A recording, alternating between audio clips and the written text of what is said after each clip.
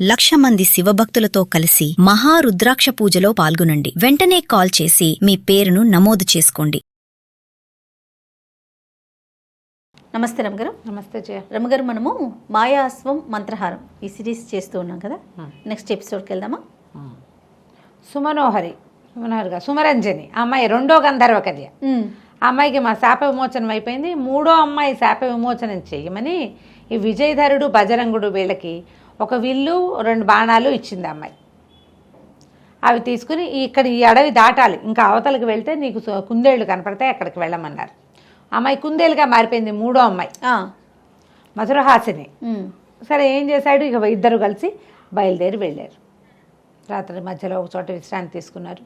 మొత్తానికి అడవి దాటి అవతలి కోన దాటి ఆ అడవిలోకి వెళ్ళారు. వెళ్తే అక్కడంతా కుందేళ్ళే.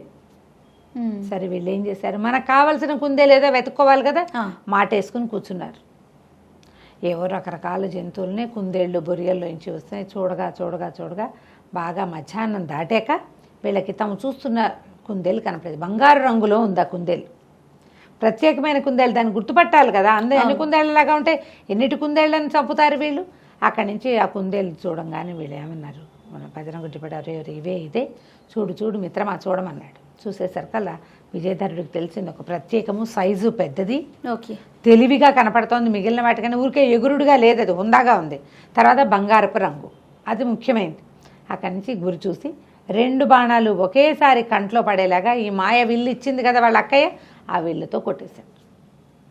కొట్టేసేసరికల్లా పెద్ద మోత వచ్చింది, చాలా పెద్ద మంట వచ్చి ఆ కుందేలు మాయమైపోయి గంధర్వకాంత ప్రత్యక్షమైంది. ఎప్పుడైతే అమ్మాయి వచ్చిందో అక్కయ్యలు ఇద్దరు పరిగెత్తుకుంటూ వచ్చేసారు. ఒకళ్ళనొకళ్ళు కావలించుకుని సంతోషించారు. ఎంతకాలం క్రితమో వాళ్ళకి శాపాలు వచ్చేసినాయి, ఇప్పటికి విమోచనం లభించింది. సరే, చాలా సంతోషించారు. ఎవరి వల్ల తమకి శాప విమోచనం జరిగిందో ఈ చిన్న అమ్మాయి కూడా అడిగింది. మధురహాసిని అడిగితే, ఇగో ఇతనే తీసుకొచ్చాడు, తను ఇట్లా మనకు శాప విమోచనం చేశాడు, మా ఇద్దరిని కూడా అతనే రక్షించాడు, నిన్ను అతనే రక్షించాడు, అతనికి మాయాశ్వం గురించి కావాలి, ఆ వివరాలు చెప్పు, అది ఎక్కడుంది.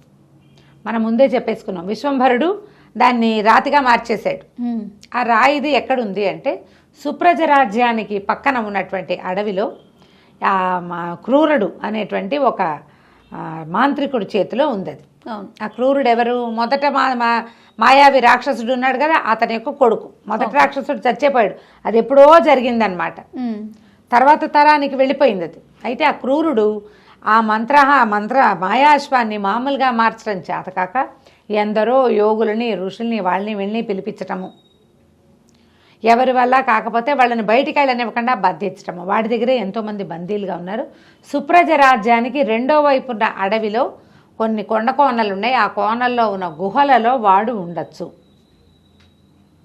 కాకపోతే అతను ఏం చేస్తున్నాడంటే, ఇప్పుడు పరిస్థితి యోగుల్ని వాళ్ళని బంధిస్తాడు, యువకుల్ని బలిస్తున్నాడు. అతను ఇంకొక మార్గం తెలుసుకున్నాడు, కొన్ని వేల మంది యువకుల్ని బలిస్తే ఇది ఏమైనా ఫలించచ్చని ఒక ఆలోచనతోటి యువకుల్ని బలిస్తున్నాడు. ఇప్పుడు యోగి రూపంలో వెళ్ళినా వాడి దగ్గర కుదరదు, యువక రూపంలో వెళ్ళినా బలిస్తాడు. ఇది చూసుకోవాలి, ఫలానా చోట ఉన్నాడని చెప్పాక ఈ ముగ్గురు ఏం చేశారంటే, తమ అమ్మాయి ఇచ్చిన విల్లేమో మాయమైపోయింది, పని అయిపోగానే ముగ్గురు కలిసి ఒక మంత్ర ఖడ్గాన్ని ఇతనికి ఇచ్చారు. ఇది చాలా అత్యద్భుతమైంది, విపత్కర పరిస్థితుల్లో నిన్ను రక్షిస్తుంది, నీ దగ్గరే ఉంచుకోమన్నారు. ఆ ఖడ్గాన్ని పుచ్చుకొని బజరంగుడు తర్వాత ఏమో విజయధరుడు ఇద్దరు కలిసి గుర్రం ఎక్కి బయలుదేరారు, సుప్రజ రాజ్యానికి చేరారు. మరి ఇక్కడ పని అయిపోయింది, ముందు తెచ్చుకోవాలి కదా, గుర్రాన్ని తెస్తేనే హారం వస్తుంది. సరే, గుర్రం కోసం సుప్రజ రాజధానికి బయలుదేరి అక్కడ రాజధాని నగరంలో ఓ చోట ఒక సత్రంలో రూమ్ తీసుకుని పడుకున్నారు. అయితే వీళ్ళు బజరంగుడు నిద్రపోయాడు, కానీ ఈ విజయధరుడికి ప్లాన్ ఆఫ్ యాక్షన్ ఏమిటి, ఇప్పుడు రాజధానికి వచ్చాం, ఇక్కడి నుంచి మనం అది ఎట్లా తెలుసుకుంటాం. మామూలుగా ఏ రాజధానికైనా 4 పక్కల ఏవో ఒకటి ఉంటాయి, మనం ఓ పక్క నుంచి వచ్చాం, ఇంకా 3 పక్కలు ఉన్నాయి, 3 పక్కల్లో ఏ పక్కన ఈ క్రూరుడు ఉన్నాడని మనం ఇది చేయాలి. అట్లా ఆలోచిస్తూ what is plan of action అని ఆలోచిస్తున్నాడు అనమాట. ఆలోచిస్తుంటే ఏమిటో మాటలు వినపడుతున్నాయి, ఎవరో మాట్లాడుతున్నారు. ఊరికే ఒక చెవి అటు వేశాడు, వేస్తే ఎవరైనా కొత్త వాళ్ళు వచ్చారా అని ఒక అధికారపూర్వకమైన స్వరం ఒకటి అడుగుతోంది. అడిగితే, పెద్దగా లేరండి, ఒక 2 యువకులే వచ్చారు, మెరికల్లాగా ఉన్నారు, భోజనాలు చేసి పడుకున్నారు, ఇంకాసేపు సద్దుమణిగాక బంధించి తీసుకుపోండి అని చెప్తున్నారు. అంటే మెరికల్లాగా ఉన్నవాళ్ళు ఇద్దరు అంటే మా తమిద్దరమే కావచ్చు. బంధించి తీసుకుపోండి ఇప్పుడే తిని పడుకున్నారు అంటే అది మనమే. నిద్రపోయే వాళ్ళని తీసుకుపోమని చెప్తున్నాడు. ఏమిట్రా ఇదని ఇంకా బజరంగుడిని లేపల, కత్తిపుచ్చుకుని సిద్ధంగా ఉన్నాడు. మెల్లిగా ఎవరో తలుపు తోసినట్టు తెలిసింది. గబుక్కని లేచి వెళ్ళిపోయాడు. తలుపు నిదానంగా తోసిన వాళ్ళు అవతల వాళ్ళు ఏమనుకుంటారు, నిద్రపోతున్న వాళ్ళని చూడడానికి తోశారు. తలుపు తీయంగానే దబేల మీద ఒక మనిషి వస్తే ఉలిక్కి పడతారు కదా అవతల వాళ్ళు. వచ్చేసరికల్లా ఎవరు ఏమిటి అన్నాడు. మిమ్మల్ని బంధిస్తున్నాం. ఎందుకు బంధిస్తారు, అసలు మమ్మల్ని ఎందుకు తీసుకెళ్ళాలి, మీరెవరు, ఏ కారణంతో బంధిస్తున్నారో చెప్పి తీసుకెళ్ళండి అనేసరికల్లా ఏంట్రా చెప్పేది అని ఆ సైనికులు కాస్త మీద పడ్డారు. వచ్చిన వాళ్ళు రాజ సైనికులే. మీద పడేసరికల్లా ఇతను మంత్ర ఖడ్గం తీశాడు. బజరంగుడు లేచే లోపలే వీళ్ళందరినీ చీల్చి చెండాడేశాడు. నిద్ర లేచిన బజరంగుడు కూడా ఒక కత్తి పుచ్చుకుని అతను పడ్డాడు. వచ్చిన 20 మంది సైనికుల్ని తుక్కు కింద కొట్టేశారు వీళ్ళు. వాళ్ళు కాస్త పరిగెత్తి పారిపోయారు సైన్యాధ్యక్షుడిని తీసుకొస్తామని. అప్పుడు ఈ సత్రం యజమానిని బెదిరించాడు ఇతను విజయధరుడు. ఏమిటి, మేమేమి నీ దగ్గర ఉచితంగా లేవు, మమ్మల్ని పోషించట్లేదు నువ్వు, మేము డబ్బు ఇచ్చి ఉన్నాం, పైగా మేము వేరే దేశం నుంచి వచ్చేవాళ్ళం, మేము ఇక్కడ మాయమైపోతే మా వాళ్ళకి ఏం తెలుస్తుంది, అసలు ఎందుకు మమ్మల్ని పట్టించాలనుకున్నావు, మేమేం చేశాం నీకంటే, బాబు మాకు సరదా కాదు మా రాజుకి సరదా కాదండి, మేమేం చేయాలి, మాకు పెద్ద సమస్య ఉంది, మా రాజ్యానికి ఉత్తర ద్వారం దగ్గర ఉన్నటువంటి కొండ గుహల్లో క్రూరుడనే ఒక మాంత్రికుడు ఉన్నాడు, ఆయన ఏదో పూజ చేస్తాడు, ప్రతి పౌర్ణమికి యువకుల్ని బలిస్తాడండి, ఊళ్ళో పిల్లలు అయిపోయారు, ఎంతసేపని మా పిల్లల్ని బలి పెట్టుకుంటాం, మాకు ఉండాలి కదా మరి సంతానం, అందుకని బయట ఊళ్ళ నుంచి వచ్చిన వాళ్ళలో నుంచి పౌర్ణమికి ఒకరిని పట్టిస్తాం, మరి మాకు ఇంకా వేరే దారి లేదు, చాలా సంవత్సరాలుగా జరుగుతోంది ఇది, ఏటా ఎవరు కుదిరితే వాళ్ళకు ఒక పిల్లల్ని ఇచ్చేస్తే అన్ని చోట్ల కనుక్కుంటారు పౌర్ణమి ముందు రోజు, అబ్బాయిని బంధించి పంపించేస్తాం. అప్పుడు ఇతను ఏమనుకున్నాడు, క్రూర రాక్షసుడు, క్రూరుడు, ఒక మాంత్రికుడు అనగానే మనకు కావాల్సిన వాడు వీడే. అక్కడి నుంచి ఏమన్నాడు, మీకు ఇది నిజంగా తెలుసా ఖచ్చితంగా అంటే, ఖచ్చితంగానండి సైన్యాధ్యక్షుడు వస్తాడు కనుక్కుందరు కానీ కావాలంటే. సైన్యాధిపతి రాకని ఇతను అంతా ఆను పాను కనుక్కున్నాడు. నేను వెళ్తాను స్వచ్ఛందంగా నన్ను పంపించండి అన్నాడు. వాళ్ళు ఆశ్చర్యపోయారు, ఇప్పుడు చచ్చిపోవడానికి వెళ్ళిపోతావని, చచ్చిపోవటమో ఇంకో పోవటమో నా సంగతి నేను చూసుకుంటా కదా అంటే సరే రమ్మన్నారు. బజరంగుడు ఇతను ఇద్దరు విజయధరుడు ఇద్దరు కలిసి రాజస్థానానికి వెళ్ళారు, ఆస్థానానికి వెళ్ళిపోయారు. రేపు పౌర్ణమి, ఈ సాయంకాలం ఆ బాక్స్ పంపించాలి, ఎవరో ఒకళ్ళని పడుకోబెట్టి పంపిస్తారు. అదేంటంటే పెద్ద చిల్లులుగా చేయబడిన ఒక పెద్ద చెక్కపెట్టె, ఆ చెక్కపెట్టెలో మనిషిని పంపించి మనిషిని పడుకోబెట్టి లోపలికి అక్కడ దాకా తీసుకెళ్తే దానంతట అదే బాక్స్ లోపలికి వెళ్ళిపోతుంది అక్కడ ఉన్న మాయమంత్రాల వల్ల. సరే ఏం చేశారు, కొంతమంది సైనికులు ఈ బజరంగుడు కూడా కలిసి ఈ అబ్బాయిని కత్తితో సహా ఆ పెట్టెలో పడుకోబెట్టారు. ఆ పెట్టెతో పాటు వెళ్ళారు. బజరంగుడు కూడా పోయాడు అక్కడికి, ఒక్కడిని వదిలిపెట్టి ఉండలేక వెళ్ళాడు వెనకాల. సరే అక్కడ దాకా వెళ్ళేసరికి అదొక పెద్ద కొండ గుహ, బయట ఒక పెద్ద బండరాయి అడ్డం ఉంది. వీళ్ళు ఆ పెట్టె తీసుకెళ్ళి అక్కడ పెట్టంగానే ఆ రాయి దానంతటదే ఇట్లా రెండుగా విచ్చిపోయింది. ఈ కింద పెట్టబడిన బాక్స్ అక్కడ ఒక గీతలు గీసున్నాయి, ఆ గీతల్లో పెట్టాలి, ముగ్గులో పెట్టాలి, ముగ్గులో పెట్టిన బాక్స్ దానంతటది లేచి తేలుకుంటూ లోపలికి వెళ్ళిపోయింది. ఎవరు పట్టుకెళ్ళాలా దానంతట అదే వెళ్ళిపోయింది. అక్కడి నుంచి తెరుచుకుపోయిన రాతి బండలు రెండు యథాప్రకారం అతుక్కుపోయిన రాతి బండ అంతా మూసేసింది. కేకలు పెట్టాడు బజరంగుడు, అయ్యో అయ్యో వెళ్ళిపోతున్నాడని. ఇక వెళ్ళిపోతున్నాడే ఏం లేదు, మూసిపోయాక ఇంక చేయగలిగేది ఏం లేదు. ఆ సైనికులంతా మేము వెళ్ళిపోతాం, ఎప్పుడు ఇంతే చేస్తామంటే బజరంగుడు బతిలాడాడు, వెళ్ళిపోవద్దు, ఇదంతా కథ మామూలుగా అవుతుంది, మావాడు దీన్ని ఏర్పాటు చేస్తాడు అని చెప్తే ఒప్పుకోలేవాడు. సరే ఒకళ్ళు ఇద్దరు అన్నారు, పోన్లే పాపం అబ్బాయి సరదా పడుతున్నాడు, ఒక రోజు ఉందాం, ఈ రాత్రికి ఉండిపోదాము, తెల్లవారుజామున ఎప్పుడో పౌర్ణమి ఉంది, ఆయన ఏదో చేస్తాడు, ఏమైనా తేడా వస్తే అప్పుడు చూడొచ్చు, తెల్లారిదాకా ఉందాం లేరా అని అక్కడే కూర్చున్నారు. ఈ లోపలికి వెళ్ళిన బాక్సు లోపలికి వెళ్ళంగానే ఒక పక్కన అట్లా పెట్టబడింది ఒక పెద్ద మందిరం. అది ఎంత పెద్ద మందిరమో, మందిరంలో ఒక పెద్ద అమ్మవారి విగ్రహం, చండిక విగ్రహం ఉంది.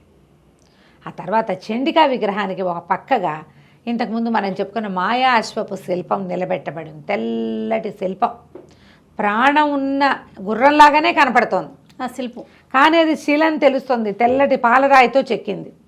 దాని జూలు, దాన్ని నిక్కబొడుచుకున్న చెవులు, కళ్ళు లైవ్లీగా ఉంది కానీ కదలిక లేదు, శిల్పం కనపడుతుంది. సరే ఏమైంది, తెల్లవారుజామున ఇంకా కాసేపట్లో పౌర్ణమి వెళ్ళిపోతుంది అనగా బలి కార్యక్రమం మొదలైంది. ఈ పెట్టె తెరిచి చూశారు. పెట్టె తెరిచి చూస్తే వీళ్ళు ఏమనుకున్నారు, ఒక యువకుడు పడుకుంటాడు అనుకున్నారు. అందులో అదేగా పడుకోబెట్టారు. కానీ లోపల గడ్డాలు అవి నెరిసిపోయిన ఒక యోగి ముసలాయన పడుకుని ఉన్నాడు. ఓ మాంత్రికుడు ఆశ్చర్యపడి, ఎవడరా నువ్వెలా వచ్చావు? నేను యువకుడిని పంపించమన్నాను, ఇలా ముసలివాడిని పంపించాడేమిటి రాజు? ఎప్పుడు ఇట్లాంటి పొరపాటు జరగలేదు అని మరి చర్చి కేకలు పెట్టాడు. ఎవరక్కడ ఈమెది వీడిని బలి సరిచేయండి, ఇది బలి ఇట్లా ఇవ్వడానికి పనికిరాదంటే ఆగు శాంతం అని లేచి నుంచున్నాడు విజయధరుడు. నేను ఒక యోగిని, నువ్వు మాయాశ్వాన్ని సాధించడానికి ఎందరో యోగుల్ని బంధించావని, ఎందరో యువకుల్ని బలిస్తున్నావని తెలుసుకున్నాను. నీ దగ్గరికి వచ్చే మార్గం లేక ఇలా ఈ రాజుకు చెప్పి నేను ఈ బాక్స్లో పడుకొని వచ్చాను, ఈ డబ్బాలో నీకోసం వచ్చాను అని చెప్పాడు. విజయధరుడికి మొట్టమొదట ఆ రూపం మార్చుకునే అవకాశం ఇచ్చింది అమ్మాయి, మంత్రం ఇచ్చింది. ఆ మంత్రంతో ఇతను యువకుడు కాస్త ఇలా వృద్ధుడిగా మారిపోయాడు. మేకప్ కాదు, అది మారిపోయాడు అంతే. అనేసరికల్లా ఆ రాక్షసుడు ఆశ్చర్యపోయాడు. ఏమిటి నీకు తెలుసా ఈ అశ్వం సంగతి అన్నాడు. నాకు బాగా తెలుసు, దాన్ని ఎలా మామూలు అశ్వంగా మార్చాలో, మాయా అశ్వంగా ఎలా మార్చాలో నాకు స్పష్టంగా తెలుసు. నీకు ఆ క్రియ చేసి యోగులందరినీ విడిపిద్దాము, నీకు మేలు జరుపుదామని వచ్చానన్నాడు. అనేసరికల్లా బ్రహ్మానందపడిపోయాడు ఆ క్రూర మాంత్రికుడు, రాక్షసుడు మాంత్రికుడు. సంతోషం పట్టలేక ఆ బాక్స్లోంచి నిలబడిన వాడిని లేవదీసి కిందకి దింపుకున్నాడు. మీ మహానుభావ నువ్వు ఎక్కడో దొరికావు, నేను ఎన్ని సంవత్సరాల నుంచో ప్రయత్నిస్తాను, మా నాన్న ఎంతో ప్రయత్నం చేసి చచ్చిపోయాడు, ఒక ఇన్ని వందల సంవత్సరాల నుంచి నేను ప్రయత్నిస్తూనే ఉన్నా. అయితే ఈ గుర్రాన్ని ఏం చేయాలంటే ముందు నన్ను గుర్రం ఎక్కించు. అది ఎత్తైన పీఠం మీద నిలబెట్టబడింది. ఏం చేశాడు, బట్టల్లో దట్టిలో ఖడ్గంతో పాటుగా ఒక పేటేసి గుర్రం ఎక్కించారు. గుర్రం ఎక్కించి కూర్చోగానే ఇక సంతోషం పట్టలేకపోయాడు విజయధరుడు. ఆ గుర్రాన్ని కావలిచ్చుకున్నాడు. మెడ మొహము అన్నీ సవరించాడు. ఆ మొహం మీద పదే అనేసరికి దాని మొహం మీద ఒక నుదుట్లో ఉంది కదా ఒక పాయింట్, అక్కడ ఎప్పుడైతే మానవ హస్తం తగిలిందో వెంటనే ఆ అశ్వం కాస్త నిజమైన అశ్వంగా మారిపోయింది. శిల్పం అశ్వంగా మారిపోయింది. శిల్పాశ్వం మాయాశ్వంగా మారిపోయింది. మారిపోయేసరికి ఇంకా ఆనందం పట్టలేకపోయాడు. వీడికి ఆనందంగానే ఉంది, రాక్షసుడికి ఆనందంగానే ఉంది, మాంత్రికుడికి కూడా. ఎగిరి గంతేసాడు ఆ మాంత్రికుడు. దీన్ని ఎట్లా వాడాలో చెప్పు, దిగు నాకివ్వు అన్నాడు. అనేసరికల్లా ఇంత కష్టపడి ఇంత దూరం వచ్చింది నీకు ఇవ్వడానికి కాదురా మూర్ఖుడా, నువ్వు ఎంతమందినో సంహరించావు దీనికోసం, నీకు ఇచ్చేందుకు రాలేదు అనగానే ఆ మాంత్రికుడికి పిచ్చి కోపం వచ్చేసింది. అదేమిటి నువ్వు నాకు మోసం చేస్తావా, నీ సంగతి చెప్తానని మంత్రదండాన్ని తీసాడు. కానీ ఈ మంత్రదండాలు నేల మీద ఉన్నప్పుడు పనిచేస్తాయి. ఇదేమో బ్రహ్మవాక్కుతోటి అశ్వం ఇలా మారింది, శిల్పం అశ్వంగా మారింది. దాని మీద ఏ మాయలు మంత్రాలు పనిచేయవు. ఓహో, దాని మీద ఉన్నవాడిని ఎవరూ ఏమీ చేయలేరు. అది అప్పుడు అదే కదా చెప్పాడు, అజేయమైన శక్తి వచ్చేలాగా బ్రహ్మ దగ్గర వరం పొంది ఉన్నాడు అతను విశ్వంభరుడు. దాంతో ఇతను ఏం చేశాడు, మొల్లోంచి ఖడ్గం తీసి ఒక్క ఉదుటున ఈ మాయావిరా ఇతని మీద క్రూరుడి మీదకి దూకి మెడ ఉత్తరిచ్చేశాడు. అతని మీద మంత్రదండపు శక్తులు పనిచేయలేదు, ఇతను చనిపోయాడు కూడా. ఎప్పుడైతే ఇట్లా ఇతని తల సీగ తరగబడిందో వెంటనే భైరవి విగ్రహం కాస్త పగిలిపోయింది డామని. పగిలిపోవటం ఏమిటి, అప్పటిదాకా ఒక చీకటిగా గాఢాంధకారంగా అక్కడక్కడ వెలిగించిన ఆవదపు దీపాలు తప్పిస్తే ఏమీ లేని ఆ దేవాలయంలో, ఆ మందిరంలో మొత్తం అంతా ప్రకాశవంతంగా అయిపోయింది. వెలుతురు వచ్చేసింది అనమాట. ఒక్కసారి చీకటి శక్తులన్నీ బయటికి వెళ్ళిపోయినాయి, వెలుగు వచ్చేసింది లోపలికి. అక్కడి నుంచి ఇతను ఏం చేశాడు, దిగి ఇప్పటి వరకు అక్కడక్కడ గదుల్లో బంధించబడి ఉన్నారు యోగులని వాళ్ళని అందరినీ రక్షించడానికి పూనుకున్నాడు. అక్కడి నుంచి తన దట్టిలో భస్మపు గుళికలు ఉన్నాయి కదా, ఆఖరి గుళిక ఒక్కటి ఉంది, ఆ గుళికని ఆ గుహాద్వారం మీదకి విసిరికొట్టాడు. విసిరేసరికి అది పగిలిపోయింది, ఓపెన్ అవగానే బజరంగుడు ఇంకొంతమంది సైనికులు సాయం ఉన్నారుగా, అందరూ పరిగెత్తుకొచ్చారు లోపలికి. వచ్చి లోపల గదుల్లో, చెరసాల్లో, కారాగారాల్లో, లోపల గుహల్లో, చిన్న చిన్న బిలాలలో దాచిపెట్టబడిన ఎందరో యోగుల్ని, ఋషుల్ని అందరినీ బయటికి తీసుకొచ్చారు. అందరూ జయ జయధ్వానాలు చేశారు. నువ్వు ఎంతో గొప్పవాడివి, రాజకుమారుడు క్షత్రియులకు ఉండవలసినటువంటి సాహసం ఉంది నాయన, ధైర్య సాహసే లక్ష్మి, నువ్వు చక్కగా జయిస్తావు, నువ్వేం చేయదలుచుకున్నావు అది చేస్తావని అందరూ ఆశీర్వదించారు. ఇంక ఇప్పుడు నెక్స్ట్ది మంత్రహారాన్ని సాధించాలి. సరే, ఈ గుర్రాన్ని ఎక్కి బజరంగుడితో కలిసి విజయధరుడు బయలుదేరాడు. తర్వాత ఏమైందో మనం చివరి భాగంలో తెలుసుకుందాం. తప్పకుండా. నమస్తే. నమస్తే.